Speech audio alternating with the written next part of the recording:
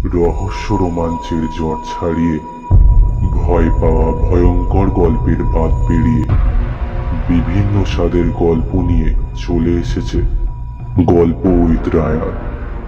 প্রতি শনি ও মঙ্গলবার আপনাদের জন্য থাকছে নতুন নতুন গল্প। শুনতে থাকুন, সঙ্গে থাকুন।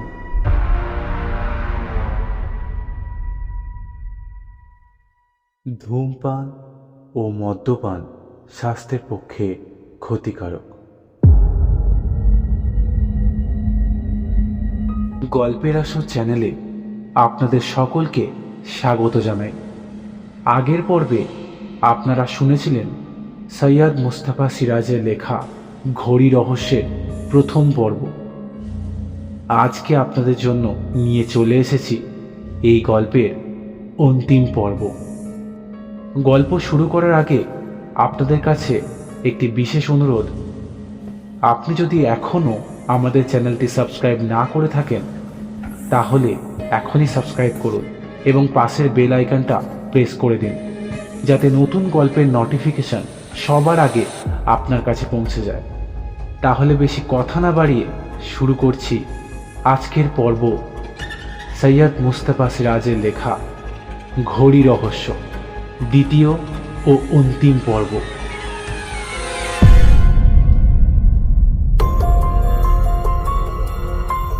আগের পর্বে আপনারা শুনেছিলেন একটি অমূল্য হীরের নেকলেস চুরি হয়ে গেছে জমজমাট বিয়েবাড়ির অনুষ্ঠানে কনের গলা থেকে। এই বিষয় নিয়ে কর্নেল তার সাংবাদিক জয় চৌধুরীর সাথে আলোচনা করছিলেন। ঠিক সেই মুহূর্তে প্রাণনাথ নামে এক ব্যক্তি একটি অদ্ভুত কেস নিয়ে কর্নেলের কাছে আসে। তার বক্তব্য, প্রত্যেক রাতে তার ঘরের জিনিসপত্র নিজের থেকেই স্থানান্তরিত হয়ে যায়। সব শুনে কর্নেল তাকে বলেন তিনি নিজে তার বাড়িতে গিয়ে এই ব্যাপারে খতিয়ে দেখবে। তারপর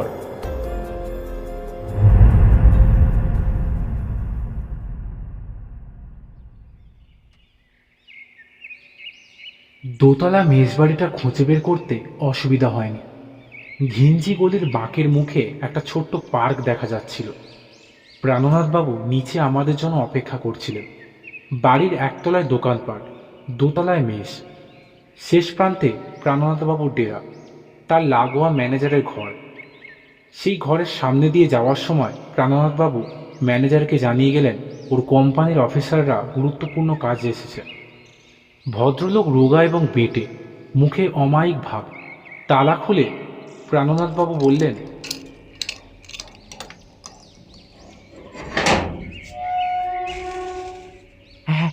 আপনারা দয়া করে একটু বসুন, আমি চায়ের ব্যবস্থা করে আসি।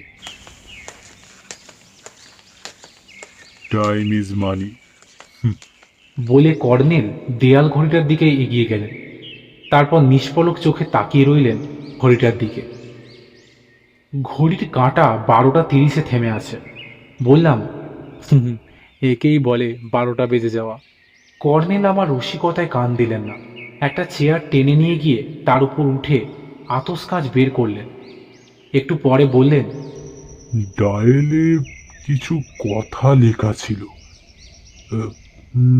ঘষে ফেলা হয়েছে। তবে ঘড়িটা বিলিতি এবং খুব দামি। হরনাথ কিংবা তার পূর্বপুরুষকে কেউ হয়তো উপহার দিয়েছিল। চেয়ার থেকে নেমে কর্নেল চেয়ারটা আগের জায়গায় রেখে কাঠের আলমারিটার দিকে এগিয়ে গেলেন। উঁকি মেরে পেছন দিক দেখে আপন মনে বললেন, সত্যি এটা নাড়ানো হয়েছে। ডান দিকের দুটো পায়া ইঞ্চিটাক সরে এসেছে। কিভাবে বুঝলেন? কোনো আসবাব অনেককাল এক জায়গায় রাখলে মেঝেই তার ছাপ পড়ে। পায়া দুটো সেই ছাপ থেকে সরে এসেছে। এই সময় প্রাণনাথবাবু ফিরে এলেন। তার হাতে চায়ের দুটো কাপ প্লেট। বললেন, আগে চা খেয়ে নিন আপনারা, তারপর সব দেখাচ্ছি। কর্নেল বললেন, আপনি এই আলমারিটা খুলুন।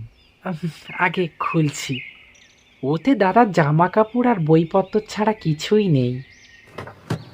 প্রাণনাথবাবু কাঠের আলমারিটা খুলে দিলেন। কর্নেল আলমারির ভিতর যেন তল্লাশ শুরু করলেন। তল্লাশ শেষ হলে উনি চায়ের কাপে চুমুক দিয়ে বললেন,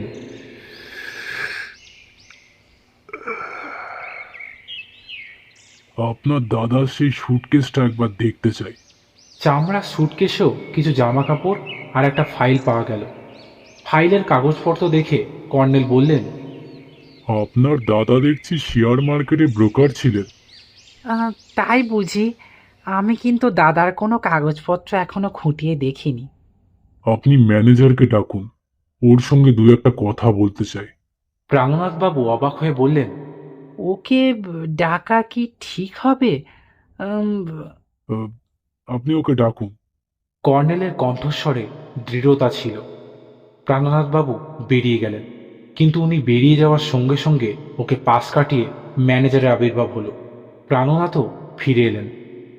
আমার সন্দেহ হলো ম্যানেজার দরজার পাশেই হয়তো আড়ি পেতে দাঁড়িয়ে শুনছিলেন কথাগুলো। কর্নেল বললেন, আসুন প্রভাতবাবু, আপনার সঙ্গে কিছু কথা আছে। প্রভাতবাবু মিটিমিটি হেসে বললেন,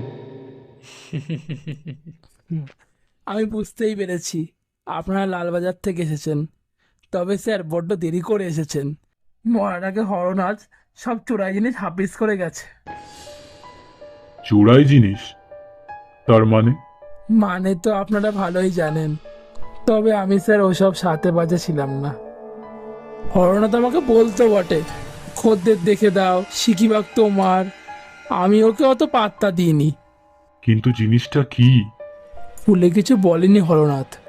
কাজে জিনিসটা কি আমি জানি না, শুধু এইটুকু জানি জিনিসটার দাম ছিল বড্ড বেশি। হরনাথ আভাস দিয়েছিল লাখের ওপরে দাম। আমার মালিক ভদ্রলোক, যারই মেজ বাড়ি, তিনি কোটিপতি লোক। হরনাথ গোপনে তার কাছেও গিয়েছিল, কিন্তু তিনিও কিনতে সাহস পাননি। আমাকে বলেছিলেন ওই লোকটাকে তাড়াও, কিন্তু তাড়াবো কি করে? এ পাড়ার সব গুন্ডা বদমাস ছিল হরনাথের হাতে। প্রাণনাথ ক্ষুব্ধ হয়ে বললেন, এসব কি বলছো ম্যানেজার সাহেব? আমার দাদা। খাল কেটে কুমির এনেছো, এখন তুমি ঠেলা সামলাও প্রাণনাথ। আমাকে এসব ব্যাপারে জড়িও না। বলে উনি ঘর থেকে বেরিয়ে গেলেন। প্রাণনাথবাবু ধপাস করে বিছানায় বসে বললেন, আমি তো কিছুই বুঝতে পারছি না। আমার দাদা বাউন্ডুলে ছন্ন ছাড়া ছিলেন বটে, কিন্তু ওকে চোর অপবাদ কেউ কোশ্মিনকালেও দেয়নি। আর দামি চোরাই জিনিস যদি ওর কাছেই থাকবে, আমি তার খোঁজ পাবো না। যদি বেচেও দিয়ে থাকেন, সেই টাকাই বা গেল কোথায়?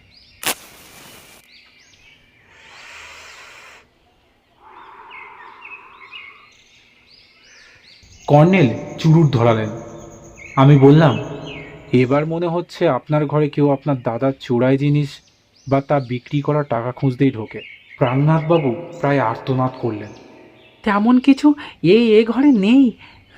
কর্নেল ঘড়িটার দিকে তাকিয়েছিলেন, বললেন, আপনার বড় ভাই বলেছিলেন টাইম ইজ মানি, তাই না?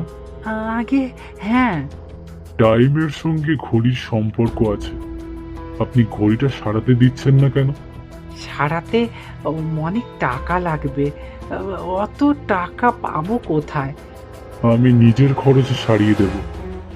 আমার ধারণা ঘড়িটা চালু হলে আপনার ঘরে আর ভূতের উপদ্রব হবে না। ওই অচল ঘড়ি আপনার ঘরে ভূত ডেকে এনেছে। আগে প্রাণনাথবাবু ফ্যাল ফ্যাল করে তাকিয়ে রইলেন। কর্নেল চেয়ার টেনে নিয়ে দেয়াল ঘড়ির তলায় গেলেন।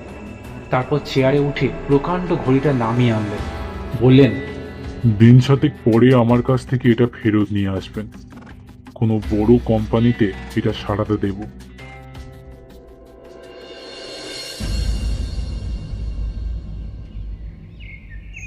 ইলিয়াট রোডের 3 তলায় অ্যাপার্টমেন্টে ফিরে কর্নেল ঘড়িটা খুলতে শুরু করলেন। বললাম, সব ছেড়ে এই ঘড়ি নিয়ে পড়লেন কেন? কর্নেল হাসলেন। কারণ time is money.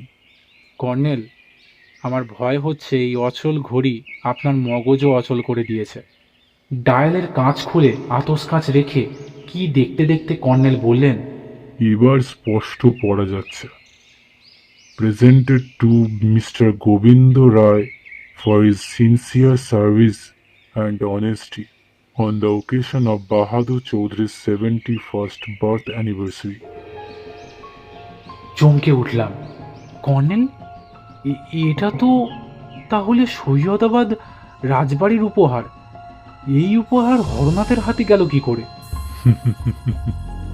Darling, হরনাথই Govinda. হরনাথের সুটকেসের ভিতর কয়েকটা পুরনো নেম কার্ড খুঁজে পেয়েছি। এই দেখো, হরনাথ নাম ভারিয়ে রাজবাড়িতে কেয়ারটেকারের চাকরি জুটিয়েছিল। বুঝেছি, কিন্তু জড়োয়া নেকলেসটা গেল কোথায়? ভুলে যাচ্ছ জয়ন্ত, মৃত্যুর সময় হরনাথ বলেছিল, পানু, টাইম ইজ মানি। কথাটা মনে রাখিস। পানুবাবু সূত্রটা বুঝতে পারেননি। নেকলেস চুরি যায় রাত 12:30টায়।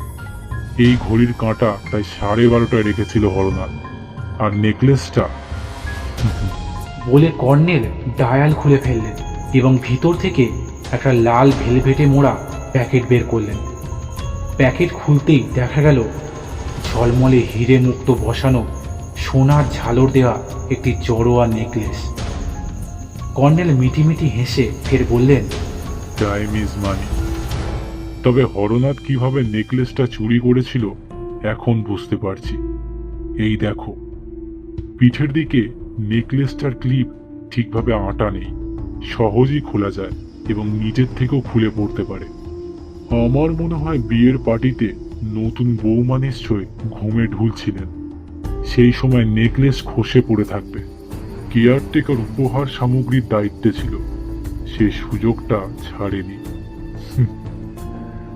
এবার ক্লিয়ার হলো? সাই দিয়ে বললাম, all clear, time is money. এটাও তাহলে ক্লিয়ার।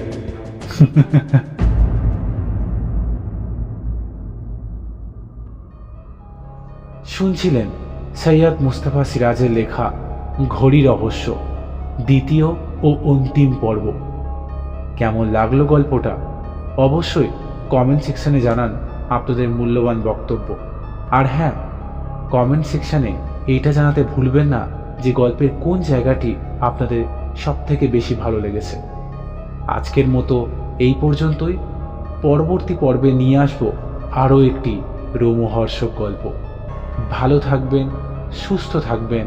শুভরাত্রি।